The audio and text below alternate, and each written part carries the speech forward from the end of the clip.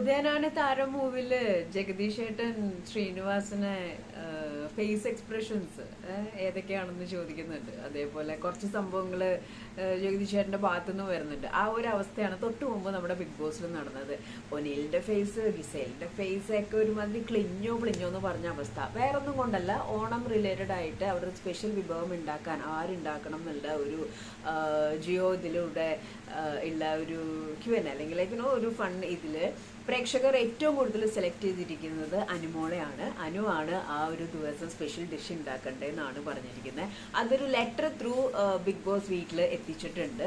പ്രേക്ഷകരാണ് അനുമോളെ സെലക്ട് ചെയ്തത്. ഇത്രയും കണ്ടസ്റ്റൻസിൽ നിന്നും പ്രേക്ഷകർ അനുമോളെയാണ് സെലക്ട് ചെയ്തിരിക്കുന്നത് ഈ ഒരു സ്പെഷ്യൽ ഫുഡ് ഉണ്ടാക്കുക എന്നുള്ളത് അറിഞ്ഞോടുകൂടി അവിടെയുള്ള ആളുകളുടെ ഹാർട്ട് ബീറ്റ് വേറെ ലെവൽ ടക ടക ടക ടക ടക ഇങ്ങനെ ഡമ്മോ ഇവർക്ക് ഇത്രയും സപ്പോർട്ടോ, ഇവർക്ക് ഇത്രയും പ്രേക്ഷകർ ഇത്രയും കൂടുതൽ ഇഷ്ടപ്പെടുന്നത് അനുമോളെയാണോ എന്നുള്ളൊരു സാധനം അവിടെ നല്ല രീതിയിൽ എല്ലാവരുടെയും മനസ്സിൽ അട്ടിക്കൊണ്ടിട്ടുണ്ട്.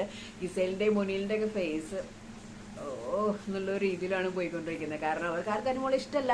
ആൻഡ് വേറൊരു കാര്യം ഞാൻ ശ്രദ്ധിച്ചെന്താന്ന് വെച്ചാൽ അവിടെ നല്ല മനസ്സിന് നല്ലൊരു ഹൃദയമുള്ളൊരു മനുഷ്യനുണ്ട്. കാരണം അതൊരു ഗെയിമായിട്ട് തന്നെ കണ്ട് കണ്ടസ്റ്റൻസിന്റെ ഒരു സ്പോർട്സ്മാൻ സ്പിരിറ്റോട് കൂടിയിട്ട് ഒരാളുണ്ട്. അത് വേറെ ആരുള്ളത് നമ്മുടെ അനീഷാണ്. അനീഷ് നിങ്ങൾ ശ്രദ്ധിച്ചിട്ടുണ്ടോന്ന് അറിയില്ല, ഗെയിംസ് വരുമ്പോഴും ഡാൻസ് വരുമ്പോഴൊക്കെ നല്ല തുറന്ന മനസ്സോടുകൂടി ചിരിച്ച് ക്ലാപ്പ് ചെയ്യാൻ സപ്പോർട്ടൊക്കെ ചെയ്യുന്നുണ്ട്.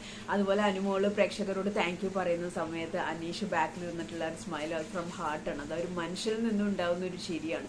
അപ്പൊ എന്തായാലും പ്രേക്ഷകരുടെ സപ്പോർട്ട് നല്ല രീതിയിൽ അനുവിനുണ്ട് എന്നുള്ളത് മസ്താനിയുടെ വാക്കോടുകൂടി ഇൻഡയറക്ട്ലി അറിഞ്ഞവര് ഇപ്പൊ സ്ട്രെയിറ്റ് അറിഞ്ഞിട്ടുണ്ട്. കാരണം പ്രേക്ഷകർ സെലക്ട് ചെയ്തിരിക്കുന്ന അനുമോളെയാണെന്ന് അനൗൺസ് ചെയ്തപ്പോൾ തന്നെ അവിടെയുള്ള എല്ലാവർക്കും മനസ്സിലായി അനുമോൾക്ക് പുറത്ത് എത്രത്തോളം സപ്പോർട്ട് ഉണ്ട് എന്നുള്ളത്.